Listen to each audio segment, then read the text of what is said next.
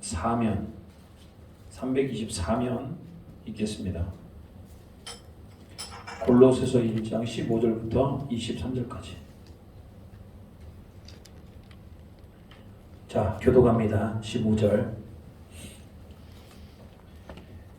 그는 보이지 아니하는 하나님의 형상이시요 모든 피조물보다 먼저 나신 이시니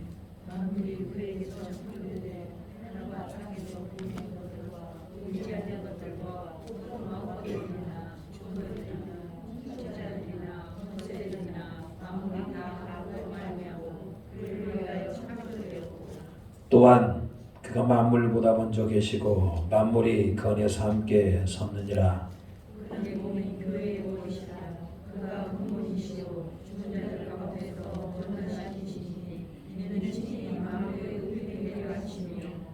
아버지께서는 모든 충만으로 예수 안에 거하게 하시고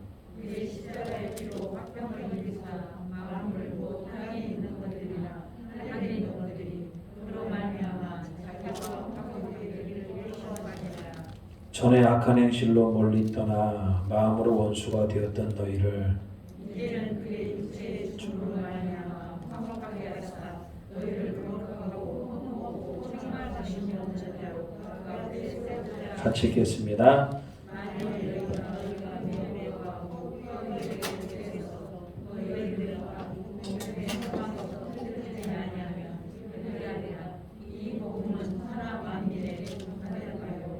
나 바울은 이 복음의 일꾼이 되었노라. 아멘.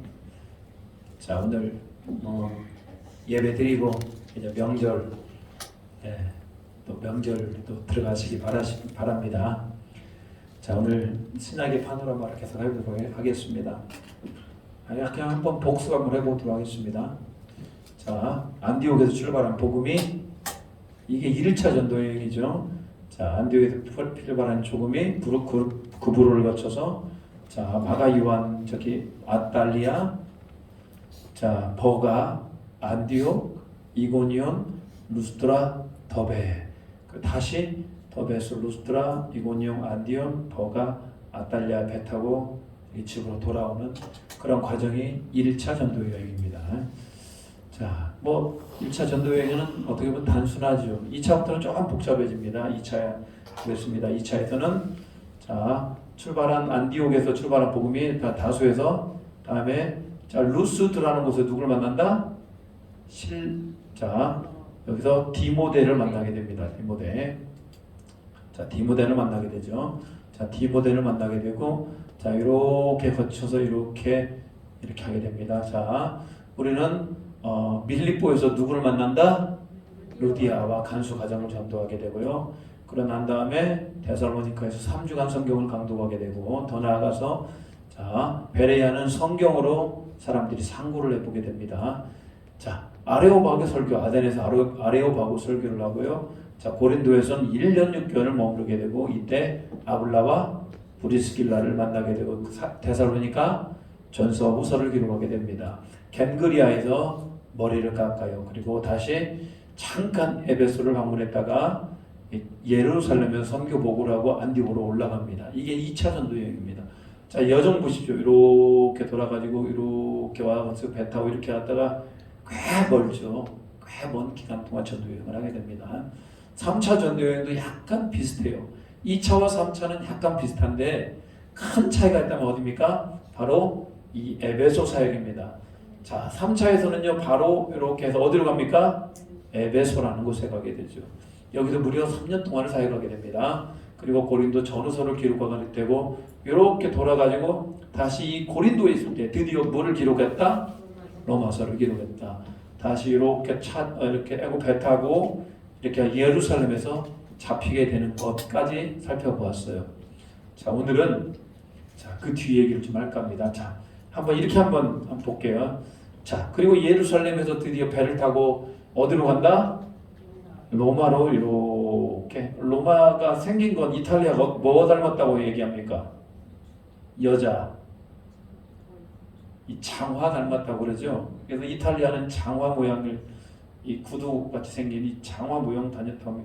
여기 예루살렘에서 출발해서 배 타고 이렇게 이탈리아, 로마에까지 이르게 되는 과정을 4차 전도 여행이라고 얘기를 합니다. 좀 정리 좀 해볼게요. 그냥 여러분들이 그냥 이걸 상식적으로 알아놓으면 좋겠습니다. 1차 전도 여행은 AD가 무슨 얘기입니까? 예수님 오신 이후에 47년, 49년. 그러니까 사도 바울의 나이가 몇 살일 때? 30대 초반일 때 1차 전도 여행 지역이 어디라고 얘기했습니까? 갈라디아 지역이라고 했죠. 약 몇 년 동안? 약 2년간 1차 전도 여행을 하게 됩니다. 우리 그냥 이렇게 산술적으로 좀 해보겠습니다. 1차 전도 여행 약 2년 동안 갈라디아 지역을 전도 여행을 했다. 사도 바울이 그 당시 나이가 몇 살이었다? 30대 초반. 굉장히 30대 초반이면 젊었죠. 젊었을 때 전도 여행을 합니다. 2차 전도 여행은 1차 전도 여행이 끝난 다음에 약 그 다음에 50년부터 52년까지 약 3년 동안 2차 전도 여행을 하게 됩니다. 2차 전도 여행 때 우리가 주로 다루었던 곳은 어디입니까? 마게도냐, 아가야, 헬라. 한마디로 얘기하면 여기가 어디입니까? 유럽 지역. 유럽 지역을 주로 합니다. 이때는 30대 중반. 그리고 4차 전도 여행은 드디어 30대 AD 52년에 돌아왔고 AD 53년부터 58년까지 약 몇 년 동안? 약 5년 동안. 에베소 기억나시죠? 에베소지요. 마게도냐, 아가야, 헬라는 동일하게 2차 전도여행 때 갔던 곳 마게도냐, 아가야, 헬라 그리고 거기다가 에베소 사회까지 해서 사도 바울의 나이가 그때 몇 살이었다? 30대 말하고 40대 초였다. 이 정도. 사도 바울의 나이로 보면 좀 더 우리가 편하게 생각할 수 있을 것 같아요. 1차 전도 여행은 사도 바울이 몇 살 때? 30대 초반. 2차는요? 30대 중반. 3차는요? 30대 말, 40대 초. 자, 여기서부터는 여기까지 좀 헷갈릴 수 있어요. 자, 좀 보겠습니다. 자, 사도 바울이 예루살렘에서 잡히게 됩니다. 예루살렘에서 잡히게 된 다음에 예루살렘에서 무려 2년 동안을 재판을 받아요. 이때 사도 바울을 재판했던 3명의 대표적인 사람, 로마 총독이었던 벨릭스, 베스도, 또 왕이었던 아그리파, 이 세 사람 앞에서 사도 바울이 재판을 받게 됩니다. 그래서 예루살렘에 몇 년간을 머무르게 된다? 2년간을 머무르게 되죠. 자, 드디어 마지막에 아그리파 왕이 뭐라고 합니까? 바울아, 너의 학문이 너를 미치게 하였구나. 총독이 베스토가 물어봅니다. 너 누구한테 재판받을래? 그랬더니 나는 누구 앞에서? 가이사 앞에서 재판을 받겠다. 난 로마 시민권자이니까 로마에까지 갈 거야. 그래서 드디어 4차 전도 여행, 로마로 향하는 여정이 시작이 됩니다. 근데 여러분 배를 타고 가는 여정이기 때문에 이건 대단히 어려운 여정이었는데 특별히 배를 타고 가다가 큰 광풍을 만나게 되죠. 그 광풍의 이름은 유라굴로 광풍을 만나게 되죠. 그러다 보니까 멜리데섬에 겨울을 나게 됩니다. 한 6개월 걸렸던 것 같아요. 4차 전도 여행까지. 그리고 난 다음에 드디어 사도 바울은 어디에 도착한다? 로마에 도착을 한다.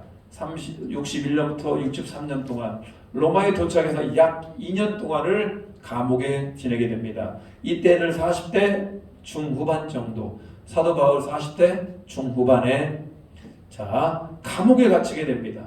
근데 여러분 이런 걸 바로 뭐라고 얘기합니까? 감옥에 갇히긴 갇히는데 사람들이 면회를 오면 만날 수 있어. 마음대로 사람을 만날 수 있어요. 그렇지만 사도 바울을 지키는 병사들은 항상 있었다. 우리는 이런 것을 가택연금, 집 안에 가둬놓긴 가둬놔 밖으로 가지는 못해. 근데 밖에 오는 사람들을 자유롭게 만날 수 있었던 노마체 1차 감옥 생활이 시작이 됩니다.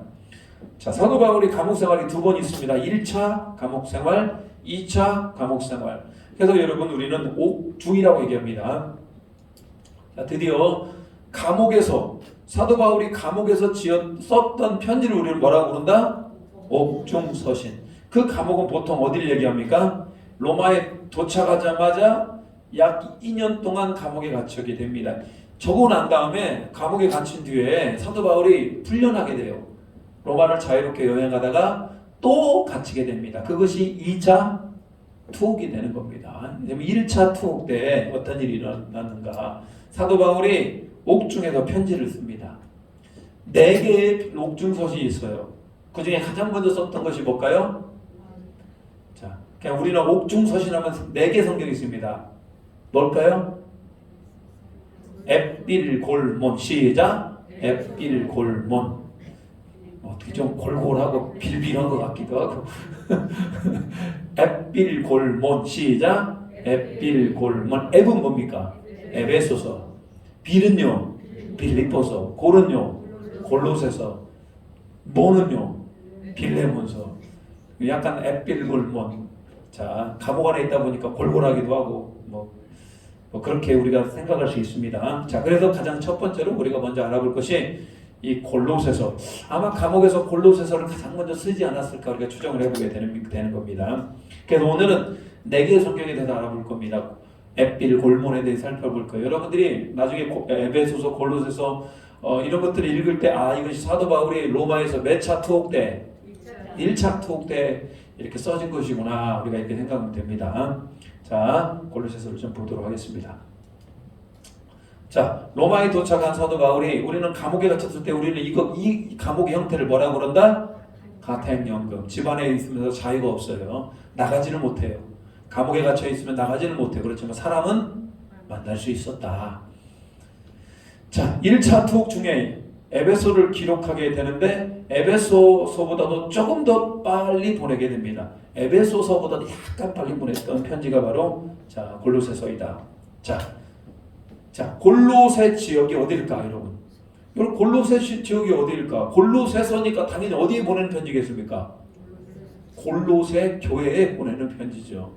여러분, 골로새 교회 지금까지 들어봤습니까? 사도행전에 골로새 교회가 나올까요? 안 나오죠. 도대체 골로새 교회는 어디에 있을까? 여러분, 라오디게아 교회는 들었어요, 안 들었습니까? 요한계시록에 보면요, 사도 바울이 소아시아에 보내는 7개의 편지가 있어요. 제일 첫 번째,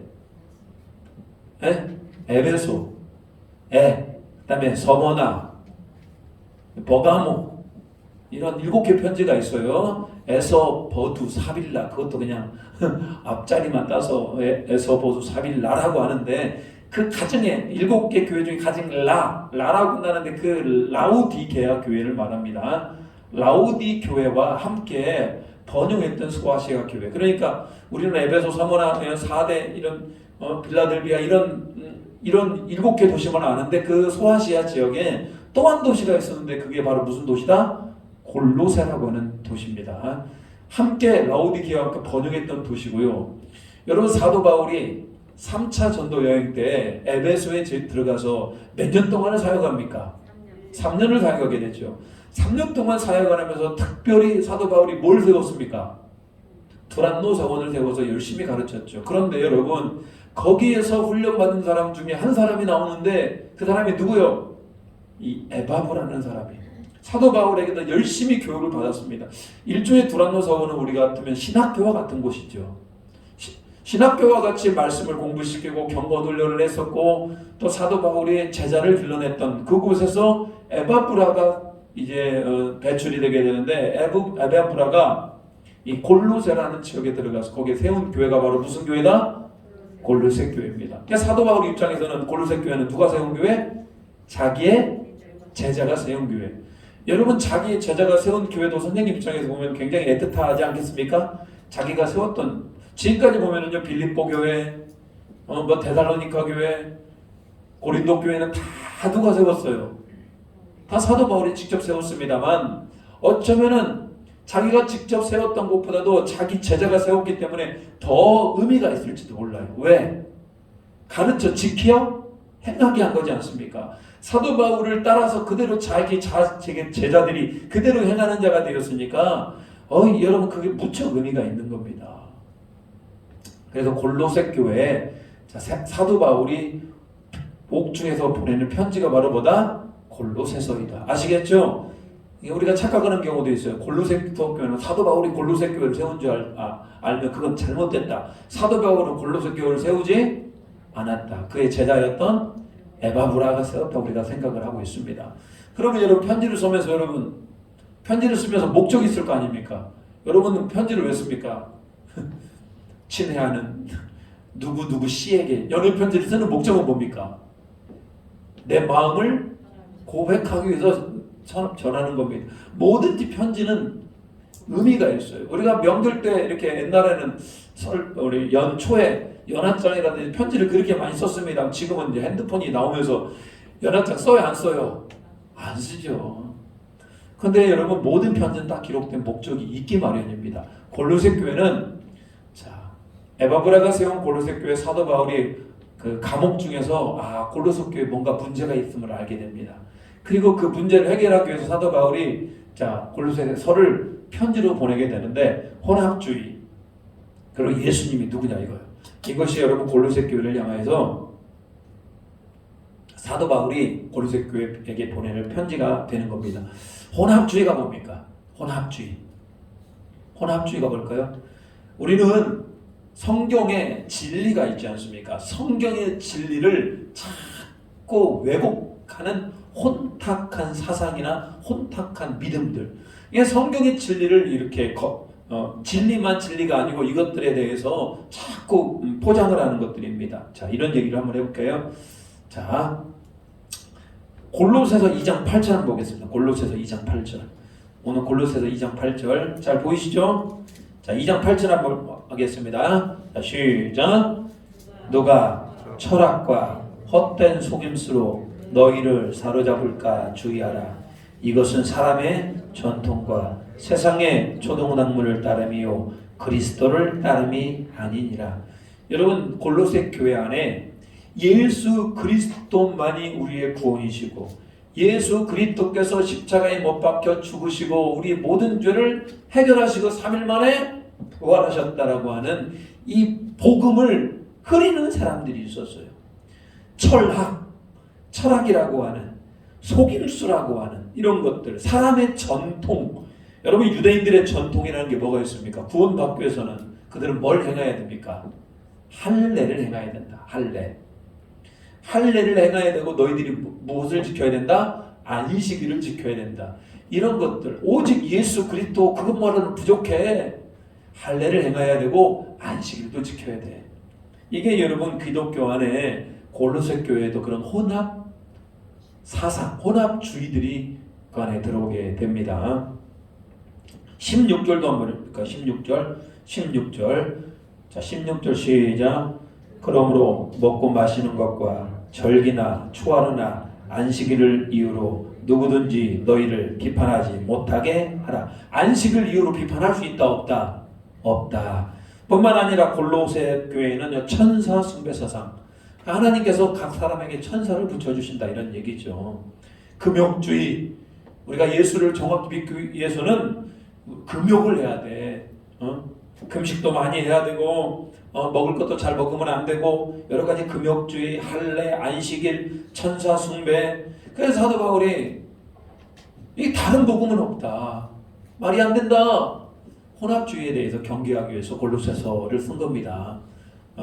지금도 여러분 복음 아닌 것들을 가지고 열심히 강조하는 것은 옳지 못합니다. 그리고 두 번째로, 자, 골로새를 기록한 목적은 두 번째로 예수님은 누구신가? 이게 굉장히 중요하죠. 다시 한번 골로새 교회를 향해 예수님이 누구신가? 자, 오늘 본문 말씀을 보겠습니다. 자, 15절, 1장 15절. 자, 1장 15절. 자, 그는 보이지 않는 하나님의 형상이요 모든 피조물보다 먼저 나신 이시다. 그래서 뭐라고 기록하냐면요. 자, 16절에 보니까요. 자, 그를 위하여 창조되었고 라고 나옵니다. 16절 마지막 부분에요. 그래서 우리 예수님은 누구다? 창조주의다. 그리고 18절. 자, 그는 교회의 머리시다. 예수님 1번은 창조주다. 두 번째로 예수님은 교회의 머리이시다. 자, 18절 후반 보십시오. 그는 그의 몸인 교회의 머리시라. 그가 근본이시요 죽은 자들 가운데 먼저 나신 이시니.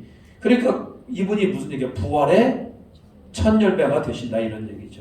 창조주이시고 교회의 머리가 되시고 부활의 첫 열매가 되시고. 자, 19절 읽어보겠습니다. 19절 시작.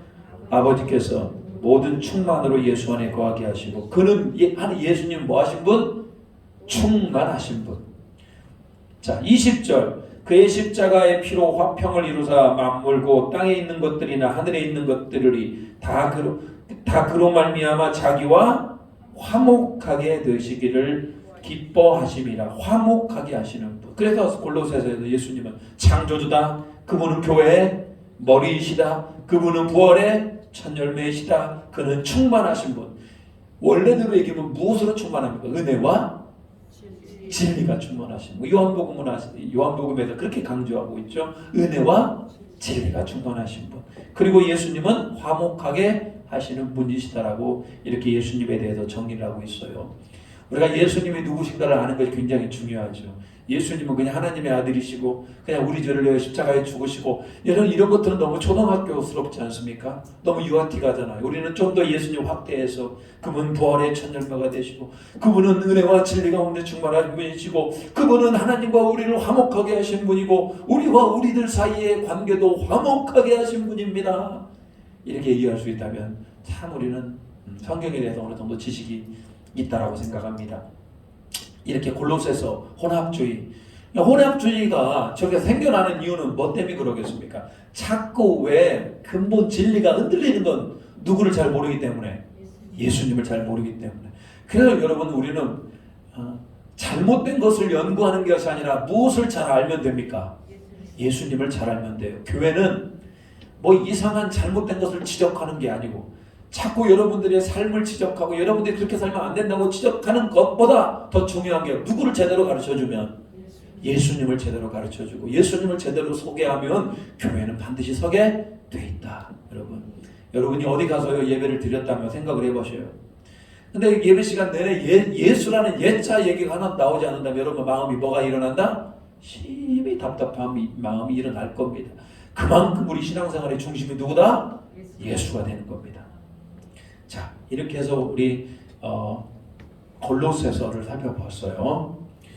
자, 옥중서신 중에 골로새서를 봤고요. 다음에는 이제는 에베소서를 보겠습니다. 에베소서, 자 보겠습니다. 자, 임신하고 싶어하는 여자분들이 잘 읽는다는 성경이 에베소서. 골로새서는요, 그냥 잘못하면 골로 갑니다. 복음을 잘 모르면 골로 갑니다. 자, 에베소서는 자, 그런 우스갯소리하고 있는 에베소서인데 성경 중에 에베소서를 참 귀한 책으로 여기는 분들이 많아요. 에베소서를 참 귀한 책으로, 당연히 로마서를 또 진주와 같다고 표현하기도 합니다만 에베소서를 읽어보면 야 정말 사도 바울이 논리적으로 참 글을 잘 썼다 이런 생각을 해보게 됩니다.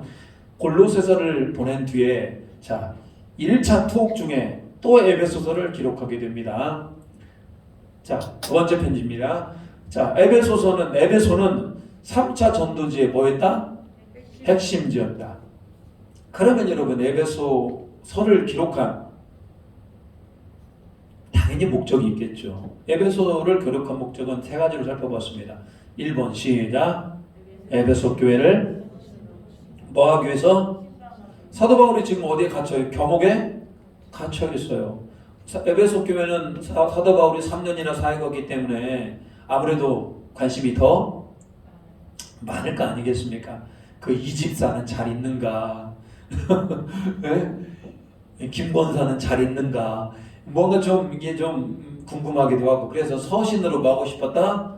신방하고 있습니다. 두 번째, 유대인과 이방인의 분열을 방지. 여러분 이스라엘 사회는 지나치게 자기 유대인 중심적이잖아요. 이방인들이 자기네 들어오는 걸 반깁니까? 거부하지 않습니까? 그런데 그 복음으로 이방인과 유대인이 무너졌던 거 아니겠습니까? 자, 그 분열을 방지했고 세 번째, 교회는 어떤 공동체인가? 골로새서는 예수님이 누구신가? 에베소서는 교회는 어떤 곳인가? 근데 사실 말은 그렇게 했습니다만 예수님이 누군지를 아는 것은 곧 교회가 어떤 곳인지를 아는 겁니다. 그래서 골로새서와 에베소서는 우리가 뭐라고 부릅니까? 상당히 닮았다라고 해서 쌍둥이 서신이라고 합니다. 뭐라고 부른다고요? 쌍둥이. 뭐하고 무엇은?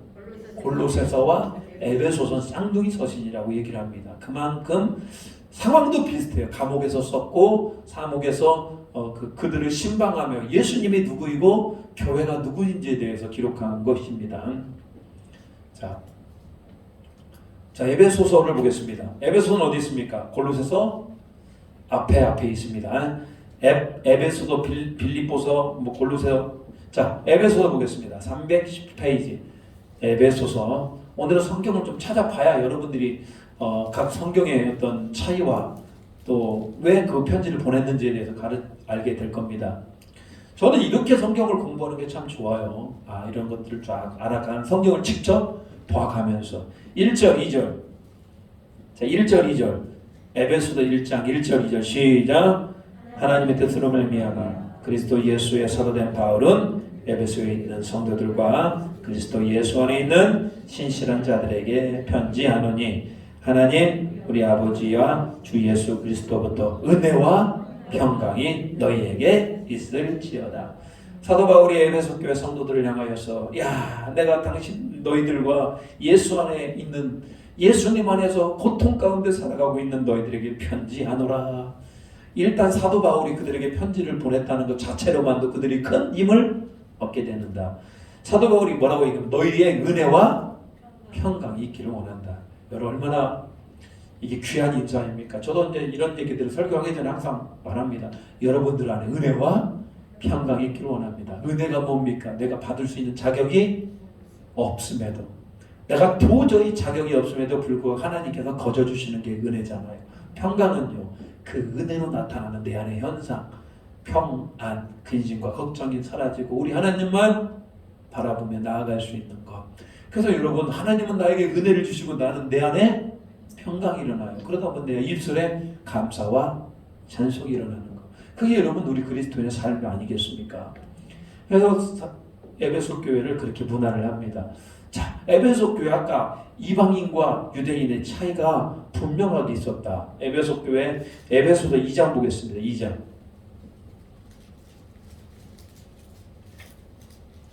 여러분 고린도 교회에서도 골로새 교회에서 예수님이 누구인지를 쭉 설명하셨죠? 근데 에베소서 2장 보십시오. 2장. 제가 뭐 적어놓지는 않았습니다만 2장 보십시오. 2장 4절 보면요. 긍휼이 풍성한 하나님이 우리를 사랑하신 그 사랑으로 인하여 5절 시작.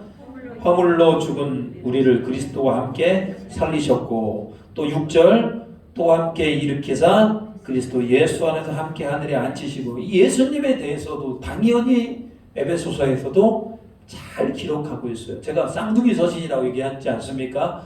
골로새서 나왔던 내용이 에베소서에도 그대로 나오는데요. 특별히 에베소서는 무슨 얘기를 하냐? 자, 2장 14절 보십시오. 2장 14절. 자, 2장 14절 시작.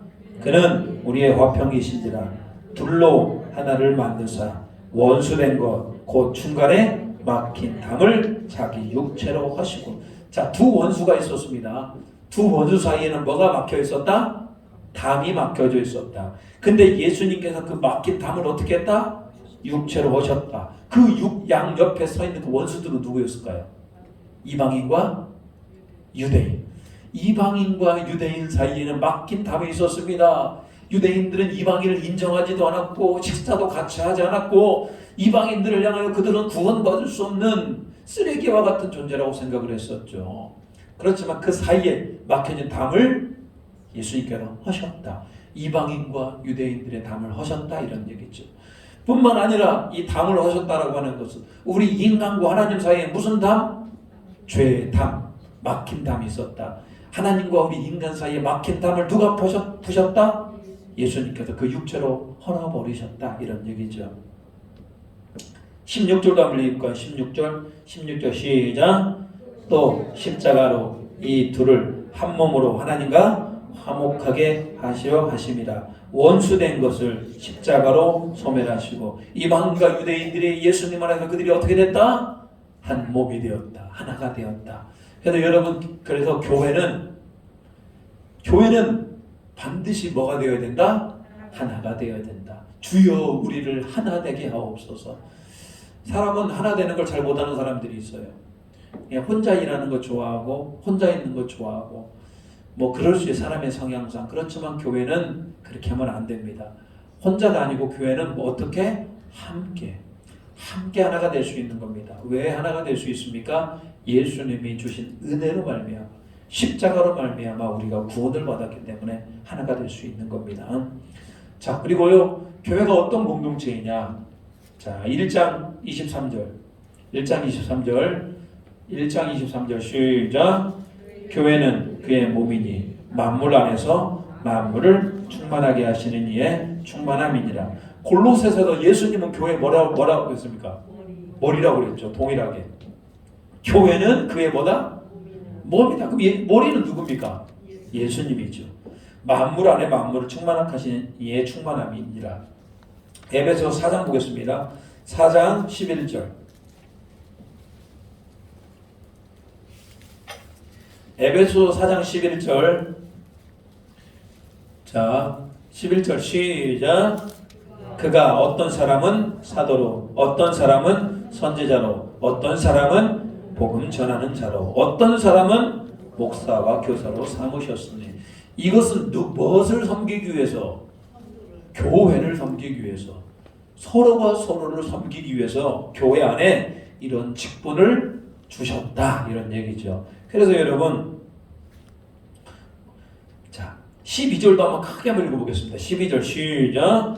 이는 성도를 온전하게 하여 봉사의 일을 하게 하며 그리스도의 몸을 세우려 하심이라. 그리스도의 몸이 뭐라고 했습니까? 교회죠. 교회를 세우게 하기 위해서 각 직분자를 세웠다, 이렇게 얘기하고 있어요. 하나만 더 보겠습니다. 영적 전쟁에서 승리할 수 있도록 에베소서 6장 10절부터, 에베소서 6장 10절부터. 자, 6장 10절 시작. 끝으로 너희가 주 안에서와 그 힘의 능력으로 강건해지고, 11절 마귀의 관계를 능히 대적하기 위하여 하나님의 전신갑주를 입으라. 우리가 영적인 전쟁에서 우리가 무엇을 입어야 된다? 하나님의 전신갑주. 거기에는요, 뭐 진리의 띠, 복음의 신발, 믿음의 방패, 뭐 구원의 투구, 그리고 하나님의 말씀, 이런 것들을 소개하고 있어요. 여러분이 그렇게 영적 정죄에서 승리할 수 있는 저와 여러분 되시기 바랍니다. 자, 그래도 여러분 오늘 에베소서는요, 주로 얘기하면 이방이나 유대인이나 다 우리는 주 안에서 하나다. 그리고 그 예수님을 믿는 사람들끼리 우리는 뭘 만들었다? 교회를 만들었고, 교회는 뭐냐? 교회는 예수 그리스도가 머리가 되시고 우리는 교회의 몸이다, 이렇게 얘기하죠.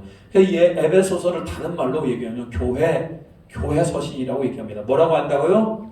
교회 서신. 에베소서에서 가장 강조하는 게 바로 뭐다? 교회. 자, 이 정도만 알아도 여러분 에베소서를 이해하는데 굉장히 도움이 됩니다. 에베소서와 쌍둥이 서신이 뭐라고요? 골로새서. 좋습니다. 자, 세 번째 편지는 빌립보서입니다. 빌립보서. 빌레몬서를, 자, 빌립보서보다도 빌레몬서가 조금 더 일찍 기록된 것으로 우리가 생각을 합니다. 빌레몬서. 자, 1차 투옥 중에 당연히 있었고요. 자, 빌레몬 개인에게 보내는 편지다. 여러분, 뭐 오전에도 얘기했습니다만 유대인의 사회 가운데 정말로 차별이 있었다면 남자와 여자의 차별, 그리고 어른과 어린아이의 차별. 남자들이 여자를 인정하지 않았고 어른들이 이 어린아이들을 인정하지 않았고, 또 하나의 큰 차별이 있었다면 주인과 종의 차별이었다. 주인들이 종들을 인정하지 않았어요. 이때 사도 바울이 로마 감옥에서 누구를 만납니까? 이 오네시모를 만나게 돼요. 사도 바울이 누군가를 만날 수 있다고 했죠, 자유롭게. 그리고 거기에서 복음으로 누구를 낳았습니까? 오네시모를 낳았던 거예요. 잘 들어보니까 오네시모가 세상에 그 주인에게서 도망을 쳤던 겁니다. 그 봤더니 사도 바울이 알고 있는 주인이 사도 바울이 알고 있는 사람이에요. 그 주인의 이름 바로 뭐였다? 빌레몬. 그래서 여러분, 이 빌레몬서는 어떤 특징이 있느냐? 오네시모를 자기가 뭘로 낳았다? 복음으로 낳았다. 그래서 여러분, 빌레몬과 오네시모의 관계를 새로 성립하게 되는데, 사도 바울이 뭐라고 얘기합니까? 오네시모를 내가 복음으로 낳았는데, 야, 오네시모를 계속 내 옆에 두었으면 좋겠다. 그리고 당시는 빌레몬은 오네시모를 뭐로 종으로 여기지 말고 뭐로 여겨라? 형제로 여겨라 이런 얘기죠. 자, 빌레몬 한번 보겠습니다. 빌레몬 어디 있습니까? 저 뒤쪽에요. 뒤쪽에 디모데전서, 디모데후서 뒤에 빌레몬서라고 있습니다. 디도서 다음에 351면 신약서는 351면 1절 딱 한 장밖에 없어요. 빌레몬서는 351면 1장 10절. 자, 10절 시작. 갇힌 중에 낳은 아들 오네시모를 위하여 내게 간구하노라. 이 오네시모를 감옥에서 전도해서 복음을 전하게 됩니다. 자, 16절 한번 볼까요? 16절. 자, 시작. 이후로는 종과 같이 대하지 아니하고 종 이상으로 곧 사랑받는 형제로 둘 자라. 내게 특별히 그리하거든 하물며 육신과 주 안에서 상관된 내게랴. 17절로 읽어보겠습니다. 17절 시작.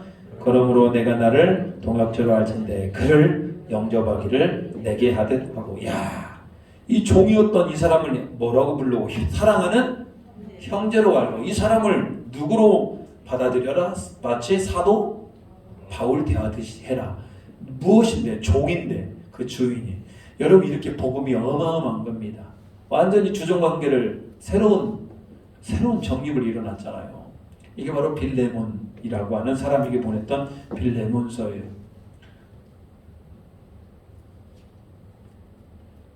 자, 다시 마지막 성경. 이 정도만 해도 여러분 괜찮습니다.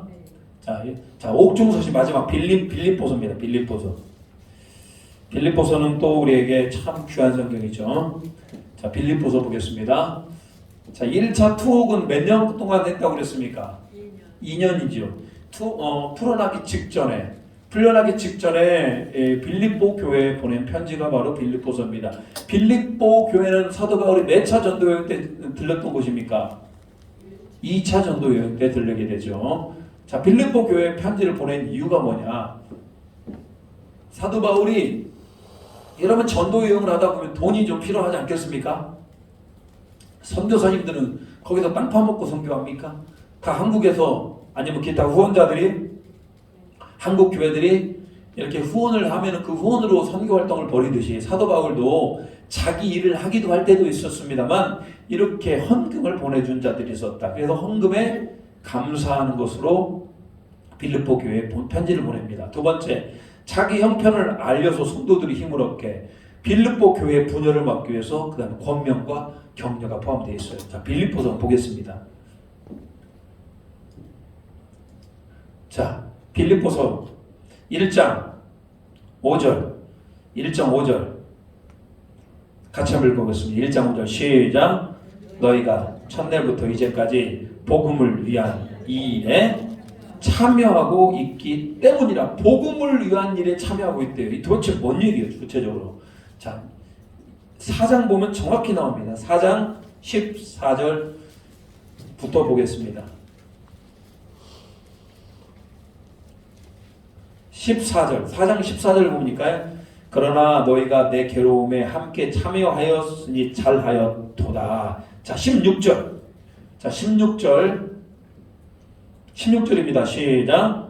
데살로니카에 있을 때에도 너희가 한 번뿐 아니라 두 번이나 나의 쓸 것을 보내었도다. 특별히 빌립보 교회는 유명했던 사람이죠. 루디아와 간수를 중심으로 해서 생겨났던 그 빌립보 교회는 특별히 사도 바울에게 선교 헌금을 자주 보냈다. 그래서 내가 너희들에게 뭐한다? 고맙다. 그래서 18절도 읽어보겠습니다. 18절 시작. 내게는 모든 것이 있고 또 풍부한지라 에바브로 디도 편에 내가 너희가 준 것을 받았으므로 내가 풍족하니 이는 받으실 만한 향기로운 제물이요 하나님을 기쁘시게 한 것이라. 빌립보 교회가 보내온 이 향기로운 이 선교 헌금이 사도 바울이 뭐라고 얘기합니까? 향기로운 제물이고 하나님을 기쁘시게 하는 것이다. 여러분, 우리가 몇 명 그렇게 많은 선교사님을 돕지는 않아요. 그렇지만 우리가 선교지를 향하여서 또 하나님의 어려움을 당하는 뭐 국내 이런 단체들을 보내면서 이것이 진짜 향기로운 제물이 되고 하나님을 기쁘시게 하는 그런 제물이 되기를 소망합니다. 여러분, 이건 진짜 교회가 해야 될 일이에요. 교회가 돈이 없으면요, 교회 헌금이 안 들어오면 이런 것들을 할 수가 없어요.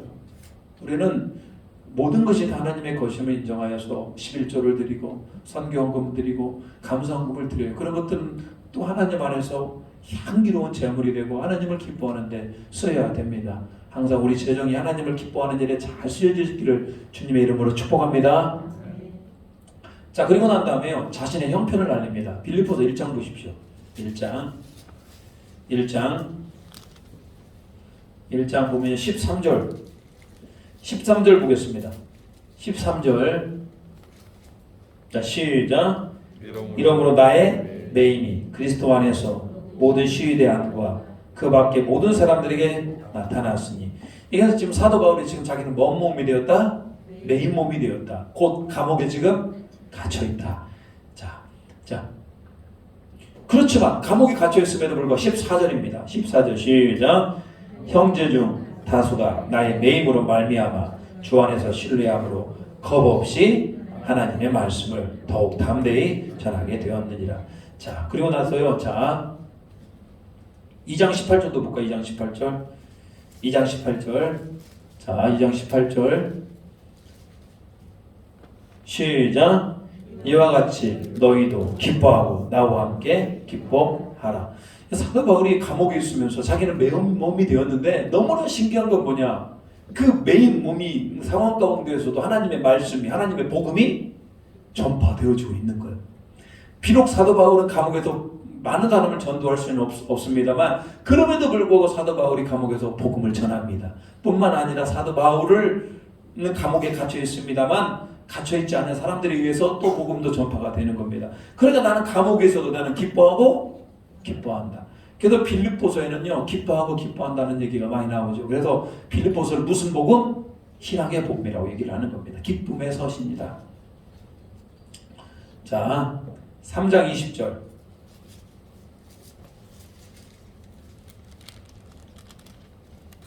자, 3장 20절입니다. 시작.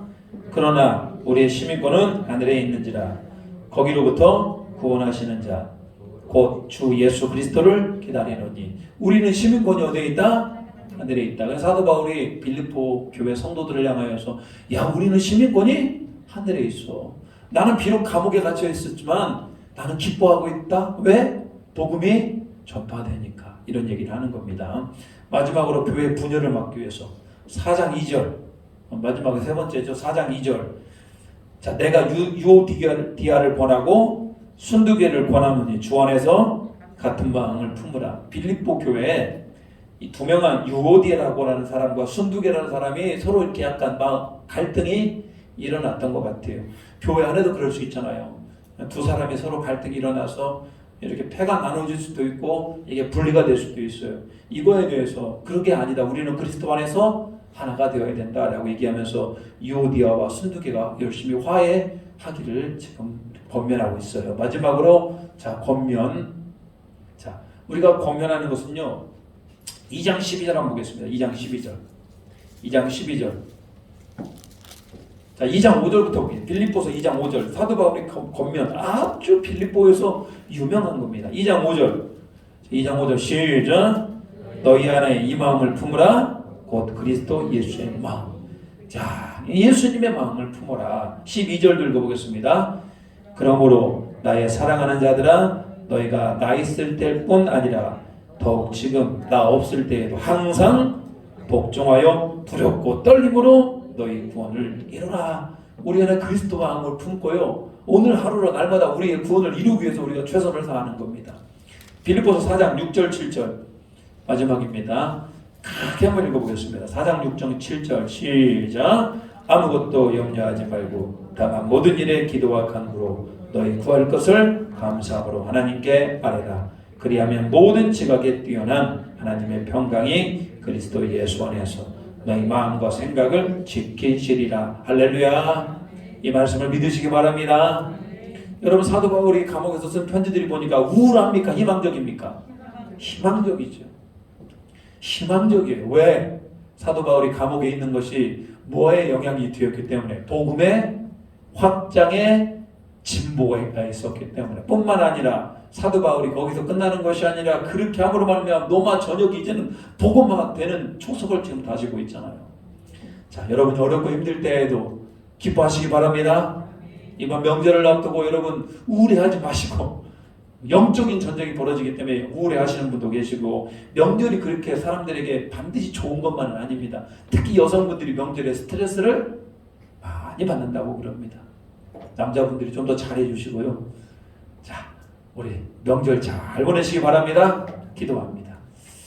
한번 기도할 때는요, 하나님 명절 은혜 안에서 잘 보낼 수 있도록 주님 도와주시고 하늘 시민권자처럼 우리 행동할 수 있도록 주님 붙들어 주시라고 기도합니다. 주여, 하나님 아버지, 오늘도 우리 가운데 오후 예배를 허락해 주시고 하나님 앞에 찬양하게 하심을 감사드립니다. 오늘 사도 바울이 옥중에서 편지는 하나님의 장한 복음이 희망이 있고 아무것도 염려하지 않게 하시고 그리스도의 마음을 품게 하시고 오늘 날마다 우리의 구원을 이루어갈 수 있도록 우리가 붙들어 주시옵소서. 명절 기간 동안에 아버지 하나님 영적인 시험 가운데, 영적인 시험이 환난 가운데, 영적인 전쟁 가운데 우리 패하지 않게 하시고 주 예수 그리스도 이름으로 이겨낼 수 있도록 주님 도와주시고 반드시 명절 기간 동안 행복하고 즐거운 날 될 수 있도록 주님 붙들어 주시옵소서.